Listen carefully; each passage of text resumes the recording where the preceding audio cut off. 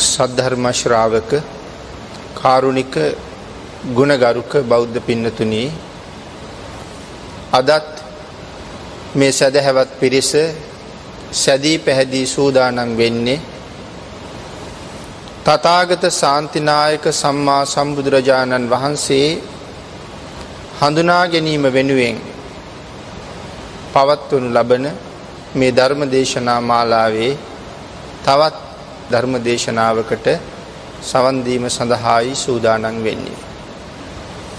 ධර්ම දානයාගේ මහත්ඵල භාවයත් ධර්ම ශ්‍රවණයේ මහත්ඵල භාවයත් මේ පිරිස මනාව දැන හඳුනාගත් පිරිසක්. ඒ නිසා දිනෙන් දින අප්‍රමාණ වූ ධර්ම ගෞරවයෙන් යුක්තව මේ ධර්ම දේශනාව ශ්‍රවණය කරන්න, ලෝකයට දානය කරවන්න කටයුතු කරන්නේ ඒ මහත් අවබෝධය, තමන් ලබන වාග්ය මේ සකල ලෝක සත්වයාටම ලැබිය යුතුයි කියන උතුම් ප්‍රාර්ථනාව හිතේ තියාගෙන, ඒ උතුම් ප්‍රාර්ථනාවේ ප්‍රතිඵල සද්ධර්ම ශ්‍රාවක ඔබ ලබන්න නම් භාග්‍යතුන් වහන්සේ දේශනා කරපු විදිහටම උන්වහන්සේ පිළිබඳව කරන මේ දේශනාව ශ්‍රවණය කරගන්න එක ඔබට බොහොම වටිනවා.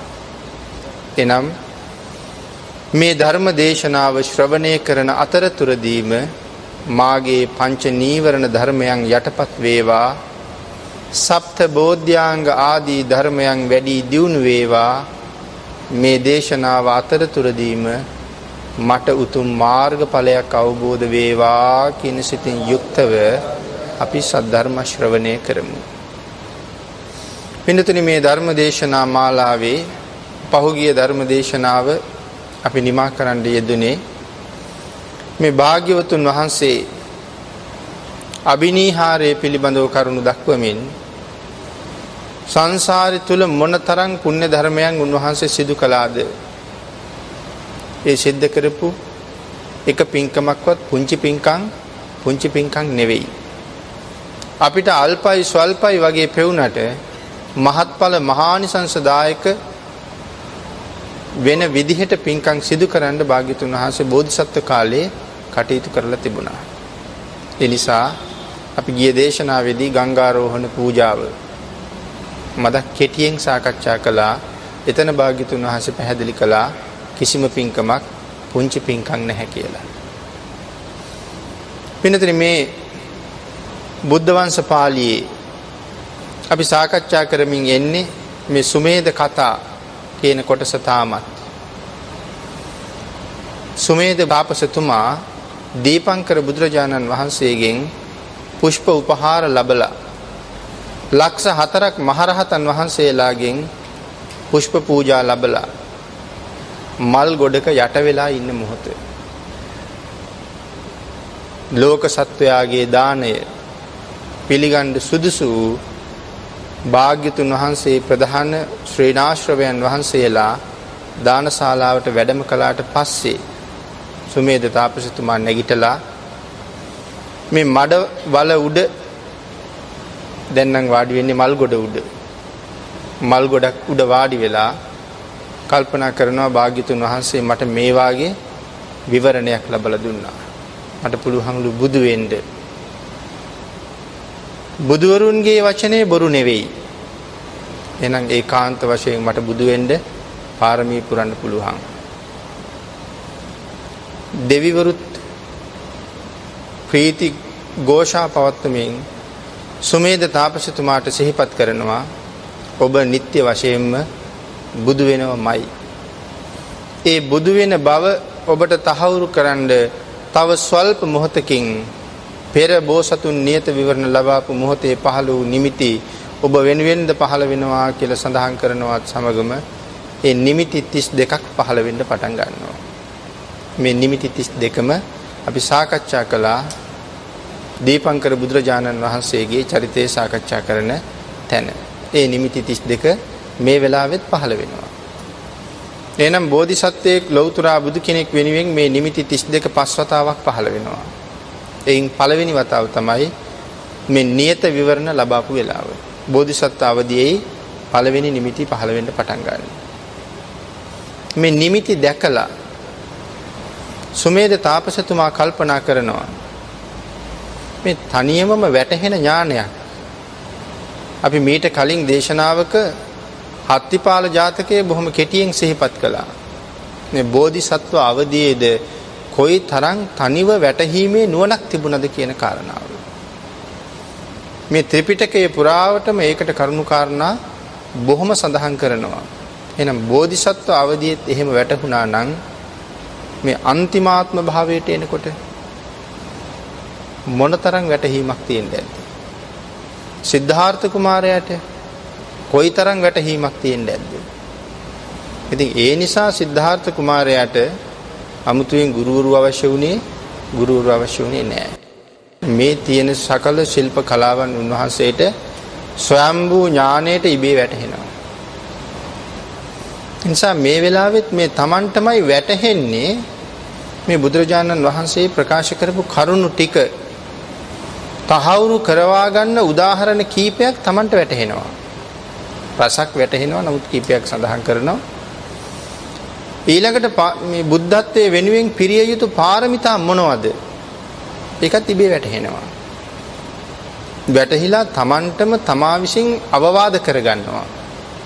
මෙහෙම කරන්න බුද්ධත්වයේ සොයා යන්න නම් මෙහෙම කරන්න කියලා. ඉතින් මේ බුද්ධ වංශ පාළියේ සඳහන් කරනවා මේ තනිව වැටහෙන කාරණා ටික කුමක්ද කියලා. උතන සඳහන් කරනවා බුද්ධස්ස වචනං සුත්වා දස සහස්සේන චූභයං තුට්ටෝ පමුදිතෝ එවං චින්තස්සහං තදා. සඳහන් කරනවා මොකද්ද සඳහන් කරන්නේ? දිවකුරු බුදුන්ගේද දස දහසක් සක්වල දෙවියන්ගේද යන දෙපක්ෂයේහි වදන් අසා එකල්හි මම තුටු පහටු වූ යෙමි, සතුටු සිත් ඇත්තෙමි. බුදුරජාණන් වහන්සේගේ නියත විවරණය මට ලැබුණා. දස දහස් ගණන් දෙවියන්ගේ වචනේ ප්‍රීති ഘോഷාව මට ලැබුණා. මම ඒකාන්තයෙන්ම බුදු වෙනවමයි කියන කාරණාව. ඒ නිසා කල්පනා කරනවා බුදුවරයෝ ඒකාන්ත වචන ඇත්තාහ.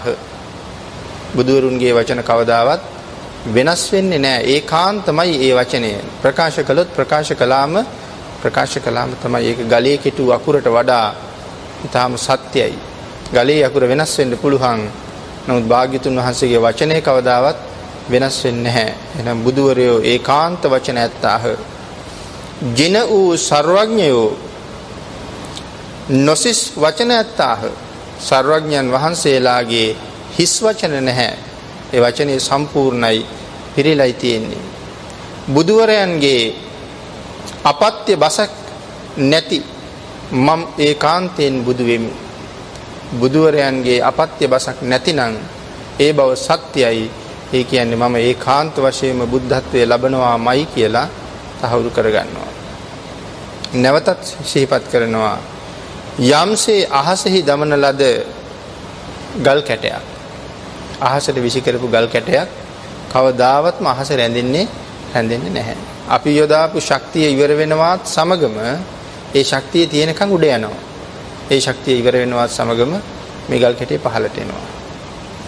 ඒ කාරණාව ලෝක ධාතුවේ ඇත්තනම් මම බුදු වෙන බවත් සත්‍යමයි. ඒ කාරණාව ඇත්තනම් මම බුදු වෙන බවත් සත්‍යමයි.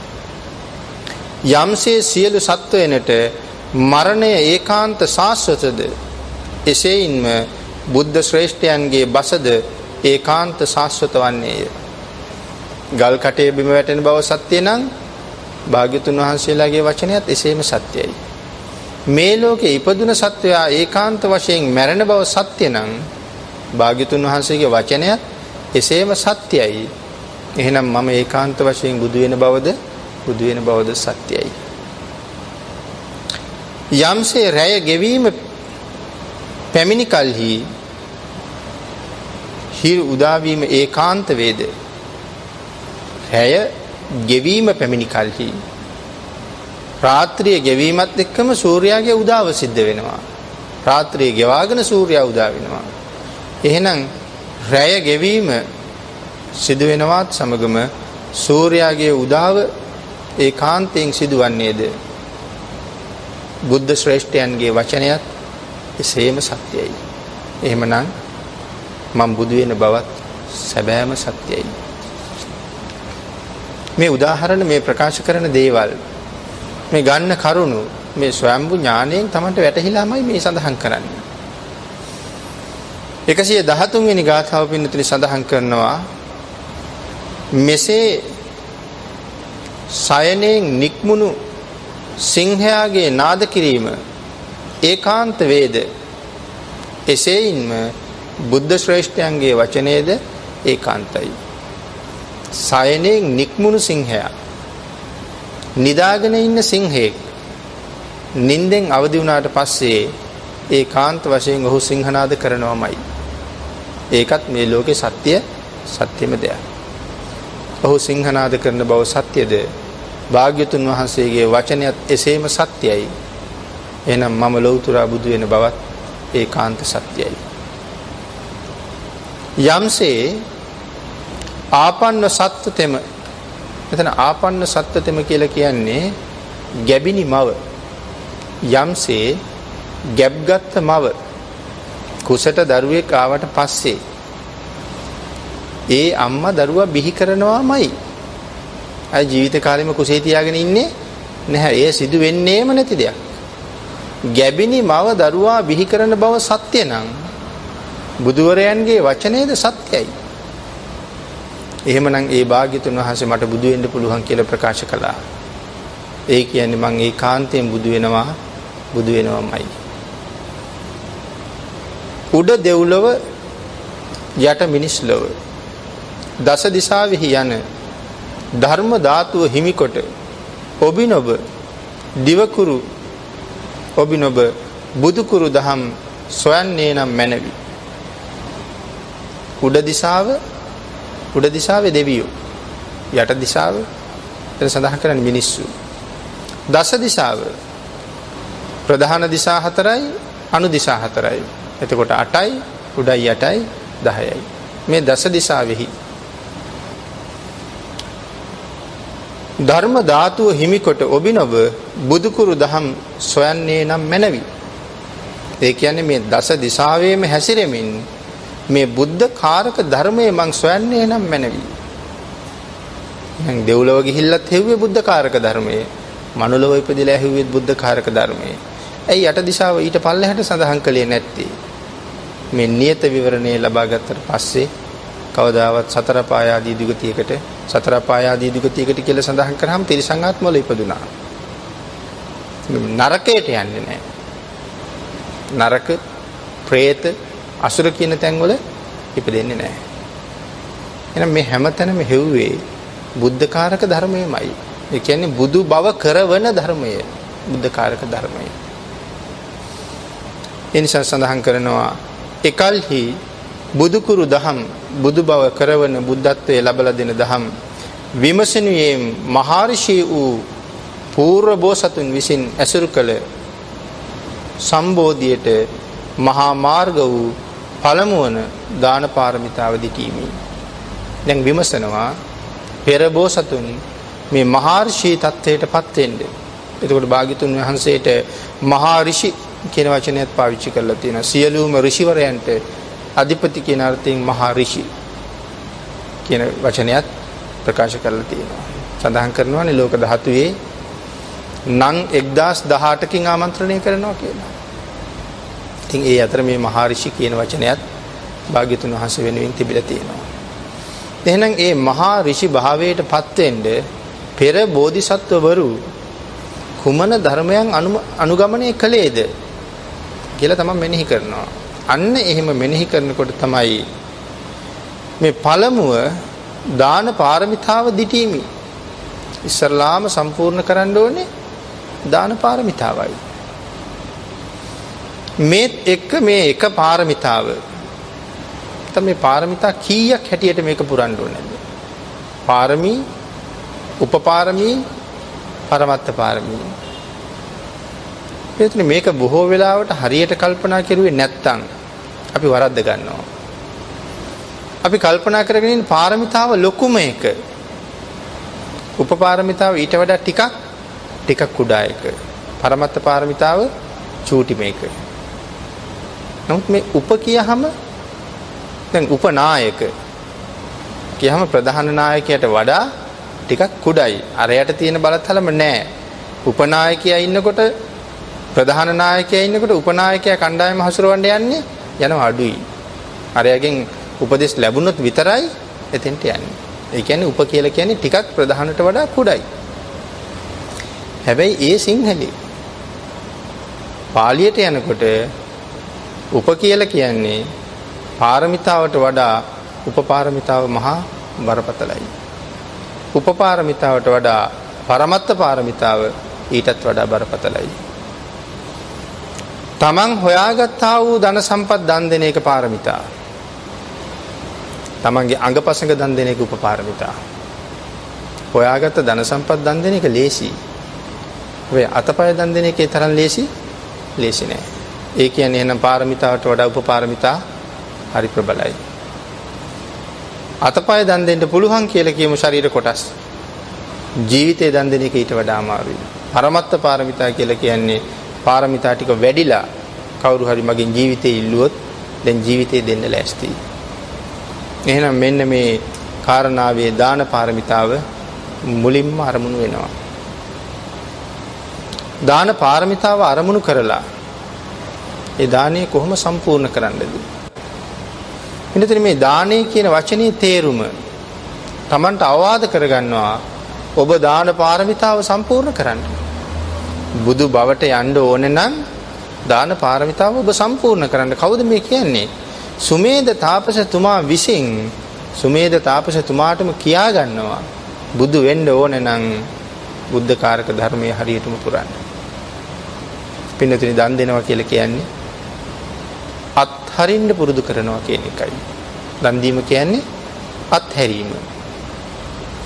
එතකොට මේ අත්හැරීම කියන කාරණාව මේ සොයාගත්ත ධන සම්පත් විතරක් අත්හැරියාම ඇද්ද? ශරීරාංග විතරක් අත්හැරියාම ඇද්ද? ජීවිතේ විතරක් අත්හැරියාම ඇද්ද? ඒ මදි. තවත් අත්හරින්න තියෙන හුඟක් දේවල්. එතකොට එහෙනම් මොනවද තව 아무තු දේවල්? ධන සම්පතුත් අත්හැරියා, අංගපසංගත් අත්හැරියා, ජීවිතෙත් අත්හැරියා. තව මොනවද තියෙන්නේ? තවත් තියෙනවා. ඒ සඳහා තව බොහෝ දේවල් ඕනේ. අපි මෙහෙම උදාහරණයක් ගත්තොත් කොයිතරම් වීරිය කළ යුතුද කියලා. පුද්ගලයෙක් කල්පනා කරනවා පීනන්න දැන් වතුරට බැස්සා. දැන් Taman ගිලෙන තරම් වතුරේ ඉන්නේ. හැබැයි අතපය හොල්ලන්න නැතුව නම් ඉන්න බෑ. අතපය හොල්ලන එක නවත්තපු ගමන් යට යනවා. අතපය හොල්ල තමයි වතුර උඩ ඉන්න වෙන්නේ. ඒ ඉන්නවා වුණාට ඒ පීනනව නෙමෙයි. හිමින් අතපය හොල්ල ඉන්නකොට ජලයේ මත ඉන්නවා. ජලයේ කපාගෙන ඉස්සරහට ඇදෙන්න නම් මේ අතපය වලට ඊට වඩා වෙර යොදලා හොලවන්න ඕනේ. එතකොට තමයි ටික ටික ඇදෙන්න පටන් ගන්නේ. එහෙමනම් අත්හරින්න කියනකොට භාග්‍යතුන් වහන්සේ අපිට අත්හරින්න කියලා දේශනා කළා මේ පන්සිල් පද පහෙන් කීවෙත් අත්හැරීම. මේ තමයි ශ්‍රේෂ්ඨ අත්හැරීම. පාණාතිපාතා වේරමණී සික්ඛාපදං.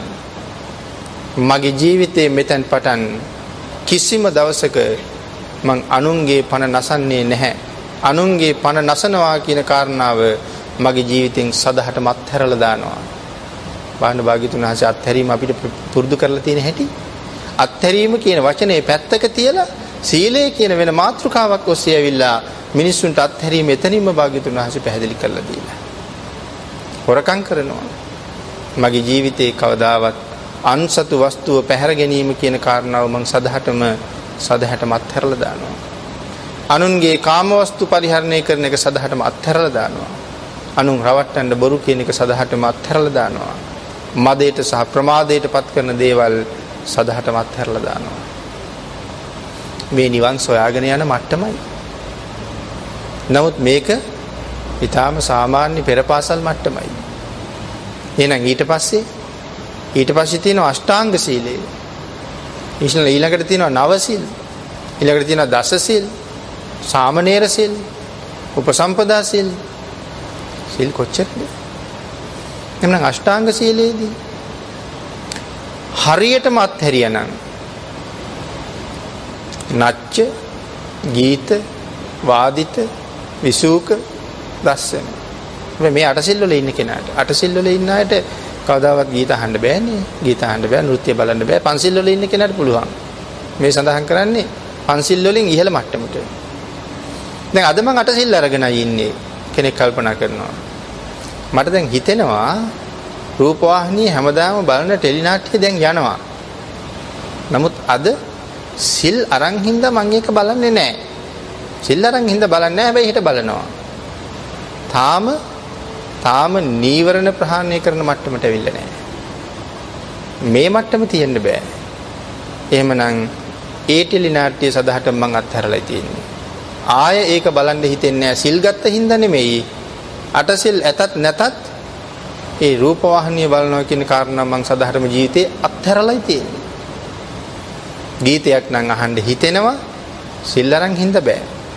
නෑ, ගීත අහන්න තියෙන තණ්හාව සදහටම මම අත්හැරලායි තියෙන්නේ. නිවන් දකින්න යන මට්ටම තියෙන්නේ එතන. නීවරණ ප්‍රහාණය වෙන මට්ටම තියෙන්නේ එතන. එහෙම නැත්නම් අපි බැඳලා ඉන්නේ. ලෙහාපු ගමන් යනවා. කුළු හරකා ලෙහාපු ගමන් දුවනවා කැලේට. අපිත් බැඳලා ඉන්නේ මේ සිල් කියන රාමුව කඩාපු ගමන් පයින්නවා. එහෙම තාම නිවන් දකින්න ලං වෙලා නැහැ ඒ පුජ්‍යලයා. පංච නීවරණ යටපත් වේවා කියලා මෙතන අදිෂ්ඨාන කෙරුවට ඒ නීවරණ යටපත් වෙන්න මේ වාගේ වීරියක් තියෙන්න ඕනේ. එහෙමනම් අත්හැරීම මේ සීලය කියන කාරණාව තුළ භාග්‍යතුන් වහන්සේ මනාව අත්හැරීම ගැන පැහැදිලි කරලා තියෙනවා. අපිට සීලය ගැන කතා කරන්න තව මෙතන සීල පාරමිතාවකුත් තියෙනවා. මෙතෙන්ට ආවි අපි මේ අත්හැරීම නිසා දානය ගැන සඳහන් කරන්නේ. එහෙනම් දාන පාරමිතාව සම්පූර්ණ කළ යුතුයි. ඒ දාන පාරමිතාව සම්පූර්ණ කරන්න කොයි තරම් උන්වහන්සේ කැපකිරීම කළාද? මොන තරම් උන්වහන්සේ ඒක දියුණු කළාද? මොන තරම් අත්හැරියද? සත්‍රුවන් පිරිච්ච මාලිගා දොරවල් ඇරලා තියලා අඬ බෙර ගහලා ආසනයක් අරගෙන මාලිගාවෙන් ටිකක් දුරට ගිහිල්ලා ආසනයේ උඩ වාඩි වෙලා ප්‍රීතියෙන් ඉපිලෙමින් බලාගෙන ඉන්නවා. මිනිස්සු ධන සම්පත් ගෝණිවල, උරවල, වාහනවල, රථවල පුරවගෙන අරන් යනවා. ඒ ධන සම්පත් අයිති දුප්පත් අයට විතරක් නෙමෙයි, මධ්‍යම අයට විතරක් නෙමෙයි, කෝටිපති සිටුවරුන්ටත්, අන්ත දුගියටත්, මධ්‍යම පාන්තිකයටත් ඒ ධනෙ කැමැතිසේ අරගෙන යන්නයි දොර ඇරලා තියෙන්නේ. ඕගොල්ලෝ වැඩි ගන්න එපා, ඕගොල්ලන්ට තියෙනවා. මේගොල්ලන්ට වැඩි දෙන්න කියලා උන්වහන්සේගේ දානේ පාරමිතාව සම්පූර්ණ කරනකොට මේ වෙනකොට දානේ හුඟ වැඩිලා. ඒ වෙනකොට එතන තිබුණේ නැහැ. ඕන කෙනෙක් කැමැති විදිහට අරගෙන යන්නයි මේ සත්‍රුවන් පිරිච්ච මාලිගා ඇරලා දන් දීලා තියෙන්නේ. මෙහෙම මේ පාරමිතාව සම්පූර්ණ කරගෙන ඇවිල්ලා ඊළඟට උපපාරමිතා ගාවට ආවා. ශරීරාංග දන් දෙනවා. එක අවස්ථාවක ජාතක පාළියේ සඳහන් කරනවා. රාජකුමාරයා ඉස්සරලාම අභිෂේක කරන්නයි සූදානම්. රාජකුමාරයාගේ බලාපොරොත්තුවම සිංහාසනාරූඪ වීම. පුදුම ප්‍රඥාවන්තයි, පුදුම සීලවන්තයි, පුදුම ගුණවන්තයි. රටේ මිනිස්සු අප්‍රමාණ ප්‍රීතියෙන් සතුටින් රජුරුවන්ගේ වැඩිමහල් පුතා සිංහාසනේ වාඩි කරව ගන්න බලාගෙන ඉන්නේ. පාවඩේල වියම් බැඳලා, පහන් දල්වලා, තොරන් ගහලා, පුන්කලස් තියලා, සේසත් අරගෙන, මුරායුධ අරගෙන, බටපිරිස් ප්‍රදාන කරගෙන, තූර්ය වාදනය කරමින් කුමාරයා එක් කරගෙන යනවා සිංහාසනේ ගාවට. සිංහාසනේ ළඟට ගිහිල්ලා නතර වෙලා මේ වාගේ ප්‍රකාශයක් කළා. මේ වෙලාවේ කවුරු හරි ඇවිල්ලා මගේ හෘද මාංශය ඉල්ලනවා නම් මගේ අතින්ම ආයුධයක් අරගෙන ඉලයට කෝටු කපලා හරියට නෙළුම් කැකුලක් සහ මුලින්ම උදුරලා ගන්නවා වගේ මගේ හෘද මණ්ඩලයේ ලේ වගුරවා මගේ අතින්ම ගලවලා දන් දෙන්න මට දැන් තියෙන ආසාව අර සිංහාසනේ ඉඳගන්න මට නෑ. කවුරු හරි ඇවිල්ලා මගේ ලේ ඉල්ලුවොත් මා අතින්ම මගේ ශරීරය පළුදු කරලා මේ ශරීරයේ ලේ නැතුව වියලිලා වැටෙනකන් භාජන පුරවා ලේ දන් දෙන්න තියෙන ආසාව ওই සිංහාසනයට යන්න මට නෑ. කවුරු හරි ඇවිල්ලා බඩගිනි කියලා මගේ මස් ඉල්ලුවොත් තියුණු පිහියක් අරගෙන හිටගෙන ඉන්න පුළුවන් තාක්කල් අතපය වාරු අරගෙන කපන්න පුළුවන් තාක්කල් මගේ ඇඟේ මාංශය මා අතින්ම කප වුන් උදෙසා ආහාරයට දෙන්න මට තියෙන ආසාව මට තියෙන කැමැත්ත අර සිංහාසනයේට මට නෑ.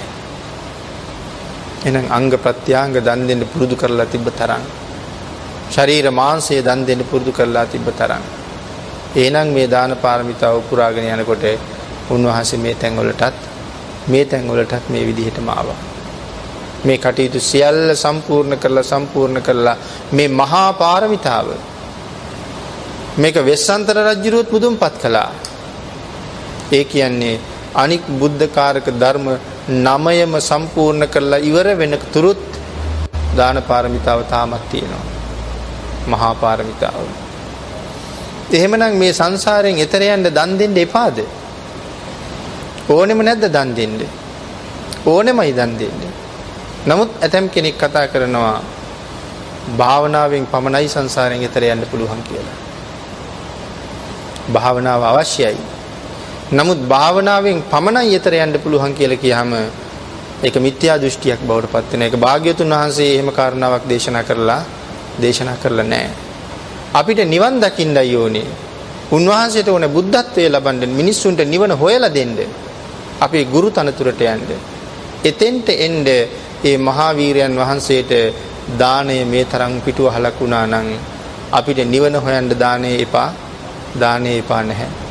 දාණය අත්‍යවශ්‍යයි. නිවන් හොයාගෙන යන මාර්ගයට දාණය අත්‍යවශ්‍යයි. ඒක තමයි මේ මාර්ගයේ එක. එහෙමනම් දානයේ ගාවට සීලය. ඒ දානයේ ගාවට සීලය. සිල්වතුන් උදෙසා දන් දෙනවා නම් දානයේ මහත්ඵලයි.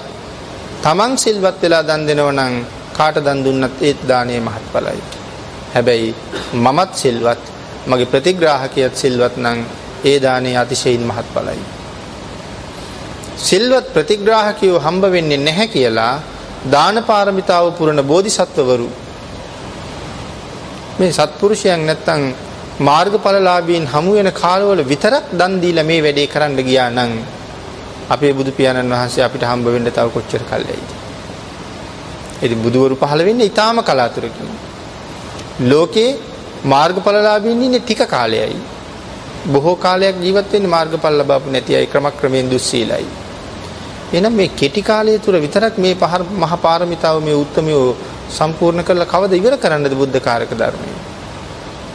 අන්න ඒ නිසා තීරණය කළා මේක සම්පූර්ණ කරන්න ඕන නිසා ඊළඟට මම සිල්වත් වෙලා දන් දෙනවා නම් මගේ දාණය ඒ මහත්ඵලයි. දාන පාරමිතාව පුරාගෙන ආපු මහ උත්තරමියෝ එතනින් සීල පාරමිතාවට මාරු වෙනවා. තමන් සිල්වත් වෙවි දන් දෙනවා. එතකොට දානය අතිශයින් මහත්ඵල කරගන්නවා. එහෙනම් දානය මේ ගමනේ යන්න අවශ්‍යමයි. ඊළඟට මේ දානය එපා, සීලයමත් එපා. සමහර අය කියනවා දානය සීලය දෙකම වටින්නේ නැහැ.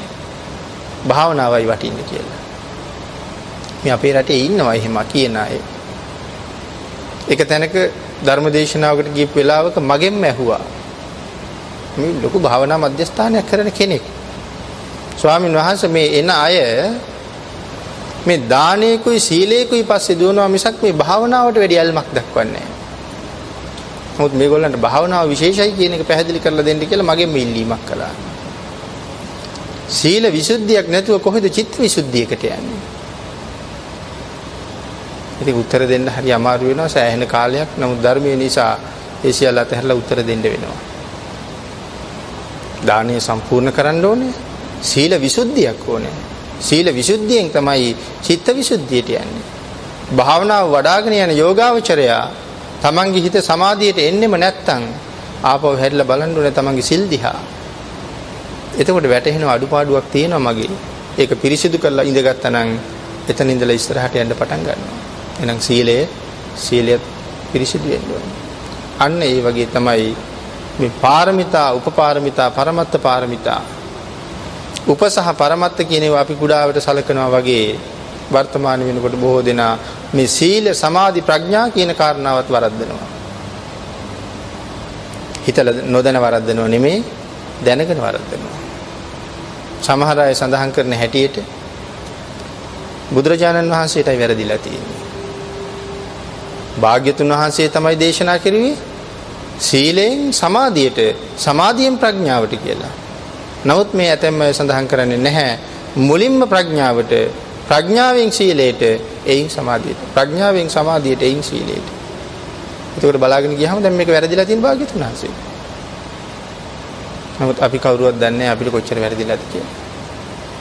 ඒ නිසා අපි මේ කාරණාවල් හරියටම විසඳගත්තේ නැත්නම් ඒත් අපට නිවනට හරියට බාධා කරනවා. ඊළඟට සඳහන් කරනවා යම්සේ දිය කිරි යම් කිසිවකින් පරිපූර්ණ වූ කුඹයක් යටිකුරු කරන ලදුවේ දිය නිර්වශේෂ කොට වගුරුවාද එහි නොරැඳේද. කලගෙඩියකට පුරවලා තියෙනවා වතුර හෝ කිරි. නමුත් ඒක අනිත් පැත්ත හැරෙව්වහම එක ජල බිඳුවක්වත් එක කිරි බිඳුවක්වත් ඒ කලගෙඩියේ රැඳෙන්නේ නැතුව සියල්ලම පහව යන බව ඒකාන්තයි සත්‍යයි. ඒ තුල නොරැඳේද එසේමයි හීනෝත්කෘෂ්ඨ මධ්‍යම වූ යාචකයන් දැක යටිහුරු කළ කලයක් සෙයින් නිර්වශේෂ කොට දන් දෙව. කාටද කියන්නේ? සුමේද තාපසතුමා. සුමේද තාපසතුමාටම කියා ගන්නවා කලගෙඩියේ මුණින් හරවහම මුකුත් ඉතුරු වෙන්නේ නැද්ද? ඒ වගේ ඔබේ දාණය දෙනකොට උත්කෘෂ්ඨ, මධ්‍යම, හීන.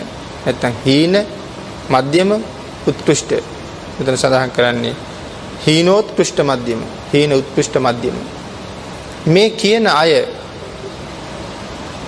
කවුරුවත් මේ ඇති අය නැති අය කියලා සලකන්න එපා. ඔබේ දාණය ඇති නැති හැමෝටම දෙන්න. ඉතුරු කර දෙන්න එපා. නැති අයට දෙන්න කියලා ඉතුරු කර දෙන්න අවශ්‍ය නැහැ. ඇති නැති හැමෝටම දෙන්න. කොයි වගේද? මුණින් හරවහම කලය සම්පූර්ණයෙන් හිස්වන්නාසේ.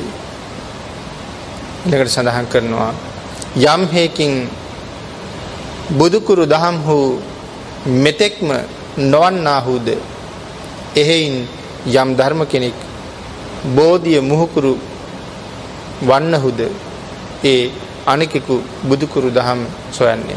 යම් හේකින් මේ බුදුකුරු දහම් මෙතෙකයි නොවන්නාහුද යම් ධර්ම කෙනෙක් බෝධිය මුහුකුරු වන්නාහුද මේ බුද්ධ කාරක ධර්ම යම්සේ ප්‍රමාණයක් ඇද්ද බුද්ධත්වයේ කරවන ඒ ධර්ම සමූහය ඒ ආකාරයෙන්ම සම්පූර්ණ කරගන්න ඕනේ.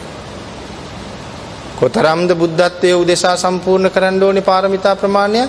ඒ පාරමිතා ප්‍රමාණය ඒ ආකාරයෙන්ම සම්පූර්ණ කරන්න. බුද්ධත්වයේ වෙනුවෙන් කෙතරම් දන් දිය යුතුද? ඒ දිය යුතු තරම් දන් බුද්ධත්වයේ වෙනුවෙන් දිය යුතුයි. මේ කාරණාව නම් ඕනේ නැහැ. මම මේ වාගේ මහ පිංකම් කරලා තියෙනවා මේක නොකලාට කමක් නැහැ කියලා අතහැරලා යන්න බෑ. කොයි ප්‍රමාණයක් කළ යුතුද ඒ ප්‍රමාණය කළ යුතුමයි කියන කාරණාව. එකල්හි සොයන්නේ මහර්ෂි වූ පූර්ව බෝධිසත්වයන් විසින් භාවිත බහුලීකృత වූ දෙවැනි සීල පාරමිතාව දිටීමි. දාන පාරමිතාව මේ විදිහට අවවාද කරගෙන මේ මහර්ෂි තත්වයටපත් වෙන්න වූ දෙවැනි පාරමිතාව මොකක්ද කියලා කල්පනා කරනකොට සීල පාරමිතාව දැක්කා. දැන් සම්පූර්ණ කරන්න තියෙන්නේ සීල පාරමිතාවයි. ඒ නිසා සඳහන් කරනවා ඉදින් තෙපි සම්බෝධියට පැමිණෙන්නට ඍෂිය වූනම් දෙවැනි වූ මේ සීල පාරමිතාව දැඩි කොට සමාදන්ව සීල පාරමිතාව සම්පූර්ණ කරව එවත් සීලයාගේ පරතරයට යව.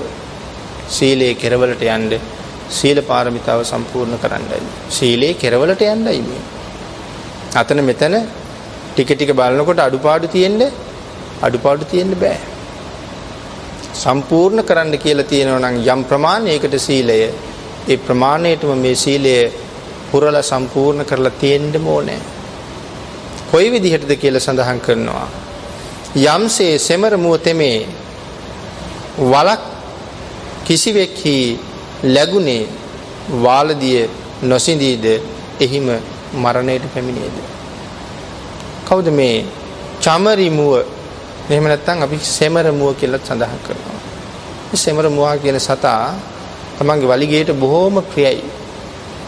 කැලෑවේ දුවගෙන යනකොට වලිගේ පැටලෙනවා යමක. මේ කෙනෙක් තමන් මරන්න යලවන්නේ. මරණයෙන් බේරෙන්නයි දුවන්නේ. වලිගයේ පැටලුණා කියලා දැනුනොත් එතනම නතර වෙනවා. මේ එලවගෙන එන කෙනා මම මරාගෙන කයි. වලිගයේ කඩලා දාලා හරි දීවොත් මට ජීවිතය ලැබෙයි. එහෙම හිතන්නේ නැහැ. මම මරාගෙන කෑවත් වලිගය ඉතුරු වෙන්න ඕනේ. ඒ තරම් ඔහු වලිගයට ප්‍රිය කරනවා. එහෙනම් මේ සීල පාරමිතාව ජීවිතේ නැති වුණත් අතපය නැති වුණත් සීලය ආරක්ෂා කරන්න. ජීවිතේ නැති වුණත් සීලය කඩන්න එපා.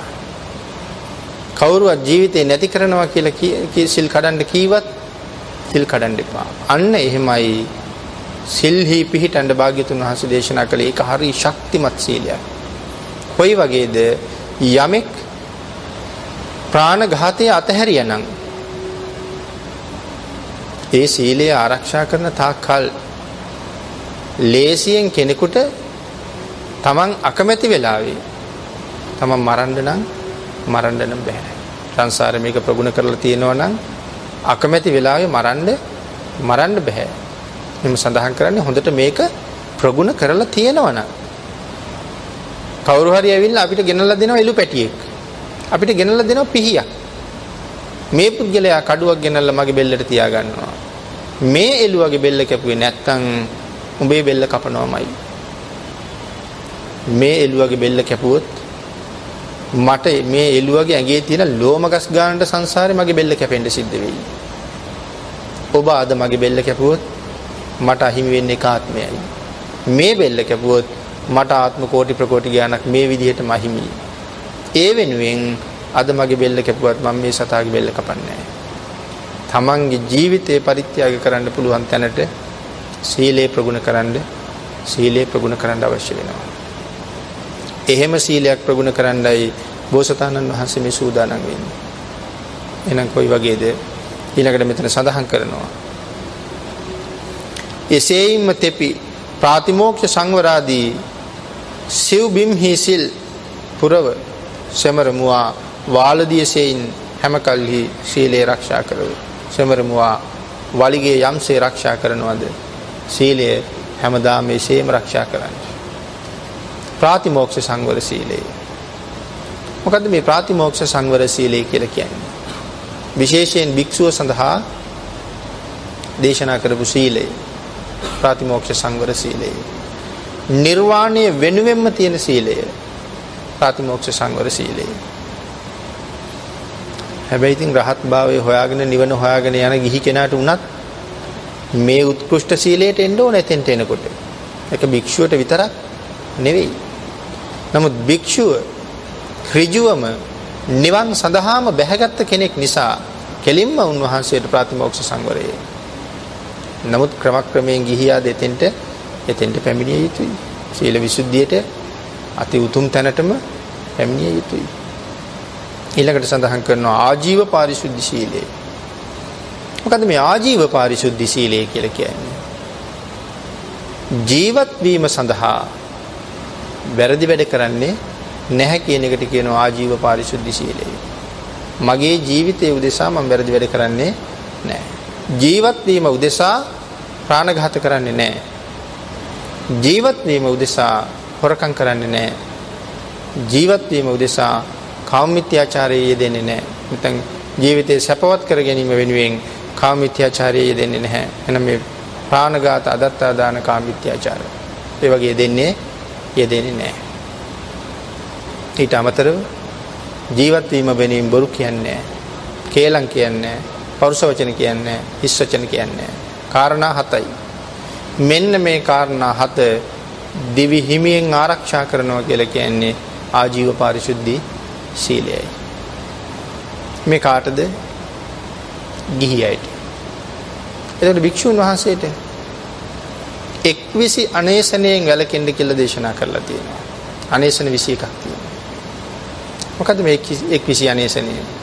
ඒකට අයිති වෙනවා බෙදකම් කරන එක, නැකත් කියන එක, නිමිති බලන එක, මේ වගේ බොහෝ දේවල් එක්විසි අනේසනයට අයිති.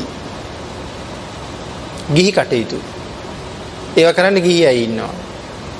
ගිහි කටයුතු පැවිදි ජීවිතයට ගැලපෙන්නේ නැහැ.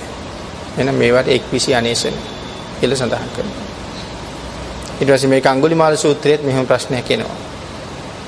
අර කාන්තාවක් දරුවෙක් බිහි වෙන්නේ නැතුව වේදනාවෙන් ඉන්න වෙලාව භාග්‍යතුන් වහන්සේ පිරිතක් උගන්වනවා. කලින් නම් කීවේ මගේ ජීවිත කාලය පුරාවට ප්‍රාණඝාත නොකළ බව සත්‍ය නම් නැගණිය ඔබ සුවපත් වෙන්න කියලා ගිහිල්ලා අදිෂ්ඨාන කරන්න. ස්වාමීනි එහෙම වුණා නම් මම සම්පජාන මුසාවාදයක් කීවා. ඒ සම්පජාන මුසාවාද කියලා කියන්නේ මොනවටද? දැන බොරු කියනවා. බොරුවක් බව දන්නවා. දැනගෙන බොරු කියනවා. සම්පජාන මුසාවාද. එමනම් මම ඉපදිච්ච දවසේ ඉඳලා අද වෙනකම් ප්‍රාණඝාත නොකළා නෙවෙයි දහස් ගණන් මිනිස්සු මරුප එකමනේ මං කළේ. අන්නේ වෙලාවේ නැවත වතාවක් භාග්‍යතුන් වහන්සේ උන්වහන්සේට උගන්වනවා ආර්ය ජාතියේ උපන්නදා පටන් මම ප්‍රාණඝාතයක් නොකළ බව සත්‍ය නම් නැගණිය ඒ සත්‍යානුභව බලයෙන් ඔබ සුවපත් වේවා. එහෙමනම් ඇයට සුවයක් නෙදුන්නේ. ඒක වෙදකමක් හා සමානයි. එහෙමනම් මේ එක්විසි අනේසනයක්ද කෙරුණේ? ලෞතර භාග්‍යතුන් වහන්සේ එහෙම වෙන්න දෙන්නේ අනුකම්පාව පෙරදරි කරගත්ත සුවයක් ලබා දෙන්න භාග්‍යතුන් වහන්සේ මේ ආශිර්වාදය පිහිටවන්නේ. ඒක එදා ඒ කාන්තාවට විතරද නැහැ පින්නතුනි. බුද්ධ ශාසනය ඉවර වෙයි වසර ගණනාවක් ගෙවිලා. නමුත් මහා කල්පයක් පුරාවට මේ අඟුලිමාල පිරිතේ බල පිහිටනවා. බුද්ධ ශාසනය නැතත් යම් කෙනෙක් යම් සීලයක පිහිටලා හරියට වචන උච්චාරණය කළ අඟුලිමාල පිරිතෙන් ආශිර්වාද කරනවා නම් ඒ ආශිර්වාදය එදාටත් එහෙමම තියෙනවා. එහෙනම් එතන එක්විසි අනේසනයක් එහෙම වුණා එහෙම නෙවෙයි. ඊළඟට ප්‍රත්‍යසන්නිශ්‍රිත සීලය පිළිබඳව සඳහන් කරනවා. සිව්පසේ පිළිබඳව වැරදි පිළිපැදීම. නැත්නම් වැරදි ප්‍රතිවේක්ෂා නොකිරීම සිව්පසේ. භාග්‍යතුන් වහන්සේ සිව්පසේ වළඳන්න කිව්වේ ප්‍රතිවේක්ෂා කරලා. ඒක සිහිපත් කරලා සිහියෙන් ආවර්ජනය කරලා. චීවරේ පොරවන කොටත් එහෙමයි. මට මොකටද මේ සිවුර? මේ සිවුර ඇඟ ලස්සන වෙන්නද? බලන ඉන්න කෙනාට ලස්සනට පේන්නද? ලස්සනට පේන්න නම් මේක මෙහෙම කෑලි කපන්නේ නැහැ. කෑලි කැපුවේ ලස්සන නැති වෙන්නේ. මම මේක පොරවන්නේ සීතෙන් ආරක්ෂා වෙන්න. පින්නෙන් ආරක්ෂා වෙන්න. මැසි මදුරුවන්ගෙන් ආරක්ෂා වෙන්න. මේ මාර්ගයේ ගමන් කරන්න මගේ කය ආරක්ෂා වෙන්න ඕන නිසා මේ සිවුර පොරවනවා මිසක් කාටවත් ලස්සන පේන්න පොරවනවා එහෙම නෙවෙයි. මේ පින්ඩපාතේ ශරීර ශක්තිය වැඩෙන්න, ශරීරයේ රුව ලස්සන වැඩෙන්න, ශරීර මදේ වැඩි වෙන්න නෙමෙයි. නවද වාය, නමදාය, නමණ්ඩනාය ආදි වශයෙන් පැහැදිලි කළේ. එහෙනම් මේ ආහාරය මොකටද? මේ බ්‍රහ්මචර්ය වූ සීලය සම්පූර්ණ කර ගැනීමට මේ කය පවත්වා ගැනීම සඳහා පවණක් මේ ආහාරය මට හේතු වෙන්න ඕනේ. ප්‍රතිවේක්ෂා කරන්න කියලා දේශනා කළා. ගිලාන ප්‍රත්‍යයත් එහෙමයි. යහනත් එහෙමයි. සැපට සැතපෙන්න එහෙම යහනක් නෙවෙයි. මට මේ යහන අවශ්‍ය මේ කාර්ය කර ගැනීම සඳහා. සමහරලාට සත්තු සර්පයෝ ඉන්න තැනක වෙන්න පුළුවන්. ඒ නිසා ආරක්ෂා වීම උදෙසා මේ යහන. ඒ නිසා සඳහන් කළා ප්‍රතිවේක්ෂා කරන්න ඕනේ කියන ප්‍රතිසන්නිශ්‍රිත සීලය කියලා. එහෙනම් මෙතන සඳහන් කරනවා එසේ හේයින් තෙපි ප්‍රාතිමෝක්ෂ සංවරාදී සිව්බිම්හි සිල් පුරව සෙමරමු ආවාලදී සෙයින් හැම කල්හි සීලය ආරක්ෂා කරහ. මෙන්න මේ ප්‍රාතිමෝක්ෂ සංවර සීලය, ඉන්ද්‍රිය සංවර සීලය, ප්‍රත්‍යසන්නිශ්‍රිත සීලය මනාව සම්පූර්ණ කරන්න කෙසේ ඒ සිල් ආරක්ෂා කරන්නද? සෙමරමුවා තමන්ගේ වලිගය යම්සේ රැක්කාද එසේයින් සිල් ආරක්ෂා කරන්න හැම වෙලාවෙම උත්සාහ කරන්න.